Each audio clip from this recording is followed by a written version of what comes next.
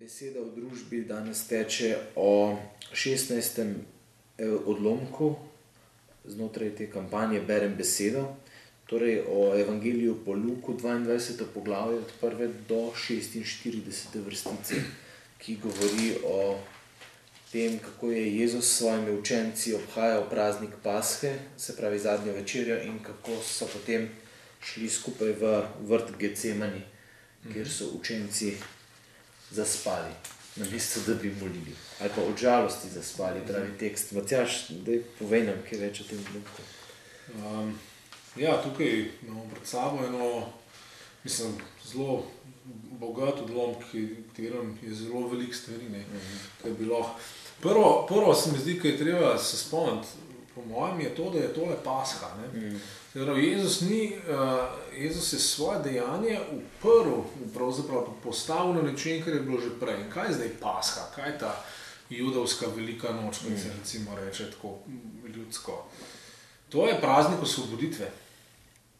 Takrat, to je trenutek, ko Izraelci niso več sužnji. Takrat se zgodi to, da Bog drastično poseže v situacijo zatiranja. Božje ljudstvo je... Vsako leto so torej praznovali ta izhod iz Egipta, tisto noč Božjega mimohoda. Ampak važno je to osvoboditev izpod jarma, izpod zatiranja, iz krivične družbe, če hočeš, iz krivične, lahko rečeš tudi socialne ureditve. Bog poseže v realen svet in svoje ljudi potegne ven in naredi narod iz njih. In jih pele ven s čudeži, znamenji, z veliko močjo, jih osvobodi, medtem ko njihovi sovražniki, te, ki so jih zatirali, te, ki so jih imeli za sužnje, pa propadajo kompletno. Se pravi, in to je zdaj Pasha, to ljudje tega se spominjajo, ampak Jezus pa v bistvu nasel prav ta prostor in pokaže, da pravzaprav je ta prava Pasha se pa zdaj dogaja. Ta prava rešitev se pa zdaj dogaja in to pa ne samo za Jude, ampak za vse človeštvo. A ni zanimivo, kako je v bistvu tukaj Jezus, se vidi, da je Jezus ključ za staro zavezo. Tisto je nek simbol, ki je seveda močen in delujoč, ampak prava moč, prava resničnost pride pa zdaj šele ven. Jezus je Pasha. In to recimo Pavel čisto direktno pove v pismu Korinčanom. Kristus, Mesija, on je naša Pasha, naše paskalno jagnje. Jaz sem to smisel reči, da še malo povej ta jagnja. Oni so praznovali to žrtveno jagnje, v bistvu tudi je bilo, jagnje je bilo noč. Jezus zdaj govori o novi zavezi, o krvi, o mojem telesu, ki se daje za vas, in to vse nekako navezavi na to jagnje. Bog je postavil ta simbol, tam ne se zakolje jagnje brez madeža, se pravi popolno, nedolžno, brez vsake hibe. In kri od tega jagneta neko znamenje, naj bo na hišah tistih, ki pripadajo Bogu. Se pravi, ta kri je tista, ki ščit Božje ljudstvo pred uničenjem, pred sodbo tudi. In seveda, to je spet en simbol, ki ga Jezus videl, da je pripravljen za njega in ki ga on zdaj naseli s polnim pomenom. In Jezus potem seveda pove, to sem jaz, tole, to je smisel teh besed, ko govori, ko vzame kruh potem, pa vzame vino, prav to sem jaz, tukaj gre zame. Jaz sem tukaj, ki se lomim za vas, jaz sem tukaj, ki se dajem za vas in tako je nova zaveza ustanovljena. In seveda je zanimivo, da on tudi potem nadaljuje to v bistvu, kaj bi rekel, tradicijo, podaljša to tradicijo, prav to je nekaj, kar tudi vi delate zdaj. In na ta način se me boste spomnili, ampak zdaj spomnili na živ način. Spominjanje v Bibliji je nekaj živega, je nekaj, kar dejansko prikliče realnost. Zato tle, recimo, smo v tem prevodu tukaj, ki je bolj v takem vsakdanjem jeziku, smo rekli, tako me boste imeli pred očmi. Tako Jezus prije pred naše oči, tako nam postane ta njegova daritev realna tukaj pred nami. In tako seveda tudi mi se lahko ojačamo in sprejemamo to moč tega enkratnega, neponovljivega seveda dejanja, ki ga Jezus storil, ki je rešitev iz suženjstva, ki je osvoboditev iz seveda suženjstva, naše suženjstvo, je pa suženjstvo naših grehov. In to suženjstvo, to se zdaj sliši tako moralistično, suženjstvo grehov, kaj zdaj pomeni? Suženjstvo grehov je to, da dejansko nismo sami svoji, ne? In da dejansko nas želje vodijo in nas prevarajo zmeraj sprot. Naša sebična hotenja, to, kar hočemo, to, kar bi radi, in seveda tudi pričakovanja, ki jih ima družba nad nami, ne? Nas nekako silijo v to, da hočemo to, da se silimo k temu, da želimo to, se borimo za to. In zmeraj sprot smo razočarani, zmeraj sprot ugotavljamo. Reklame recimo, ne? Ja. Te skozi prav na to napreduje. Reklame so kompletno uglašene Srečen, na to človeško padlo stanje. Ne? Tukaj pa prihaja rešitev iz suženjstva. In tako prihaja rešitev prav iz teh vezi, tudi v današnji družbi prav, ne? Rabimo to osvoboditev. Zato je ni dobro preveč, kaj bi rekel, duhovno sami imati te odrešitve. Jezusova odrešitev je enako konkretna kot tista, kot je Mojzesova, samo da Jezusova ima še več tukaj zraven. Ampak Jezusova odrešitev prav tako dela novo ljudstvo. Ne? Ni slučajno, da Jezus sedi z 12 tam. Oni so, kaj bi rekel, vlada novega Izraela. Dajmo kar tako reči.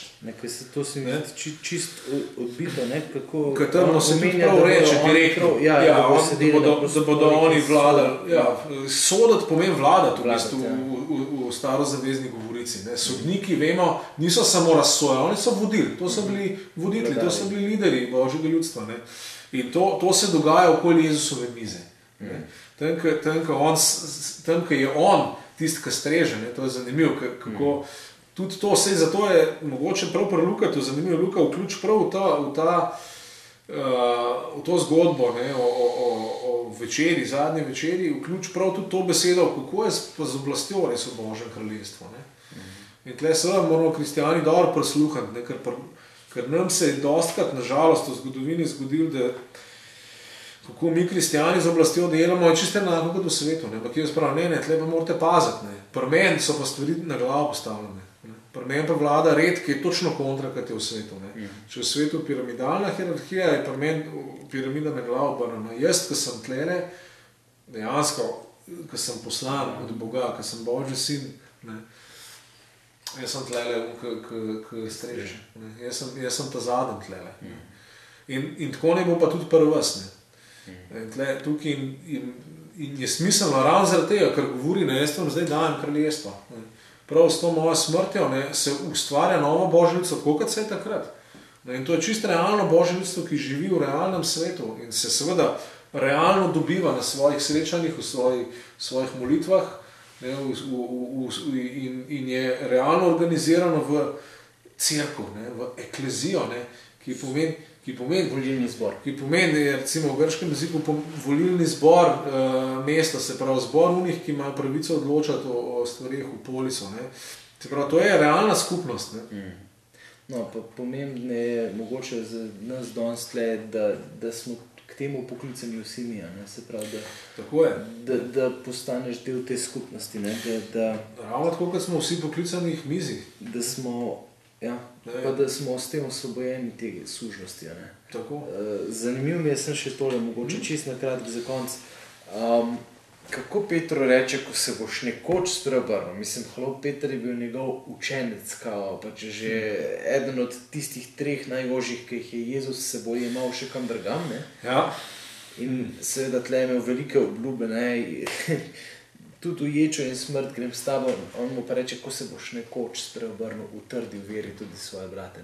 Se pravi, kako ni nujno, da tudi če smo znotraj te eklezije, znotraj te cerkve, ali pa da cel življenje hodimo v cerkev, bom rekel tako, ni nujno, da smo že realno tudi spreobrnjeni. Ali pa da smo na varnem pred takim odpadom, kot se tlele zgodil. To je seveda taka zelo žalostna, pa zelo realna, kaj bi rekel, dimenzija tega sporočila je tole. Prav oni, ki so najbližji Jezusu, so najbolj na udaru. Tukaj Jezus pa čisto jasno govori, Satan je nekoliko dosegel, si izprosil, da bo tole naredil in se pravi, Bog to dopusti. Ravno zaradi tega, ker pač, če hočemo biti blizu Boga, pa se pripravimo na preizkušnje. In takrat, ko mislimo, da smo na varnem, takrat smo padli, takrat smo že orang padli. Če pa smo blizu Jezusu, potem pa mislim, seveda pridejo ful hude preizkušnje na nas, ampak je pa tle nekaj zanimivo, Jezus je molil za njega. In ni zanimivo, da potem poznajo pismo Rimljanom, pa beremo, da zdaj Jezus pa moli in posreduje za nas. A ni to zanimiva slika, ne? Da Jezus sam, da moli in posreduje v nebesih in se bori za nas. Ne? On pozna naš boj, ne? Pozna koliko smo šibki, pozna koliko hiter nas stvari zmedejo ali prestrašijo ali nam vzamejo vero ali pa se na puhu nas naseli in mislimo, da pač nič ne rabimo. Ampak Jezus moli za nas, ne? In on nas pelje tudi naprej od tega, da se potem vrnemo k Bogu. Ne? In ne samo to pa je zdaj velika milost. Ne? Vrnil se k Bogu, ampak potem imaš pa delo. Pa je na tebi, da začneš krepčati druge ljudi okoli tebe. Ne, ni to dobro. Ni to dobro. Jezus ga ni zavrgel. On ga je zatajil. Vsi so ga zatajili, Juda in vsi. Ne? In Jezus pač pravi, ok, tebe bom dvignil, ti už pa potem mogo druge pobrati, ker se bodo pomogli od tega udarca. Super, hvala.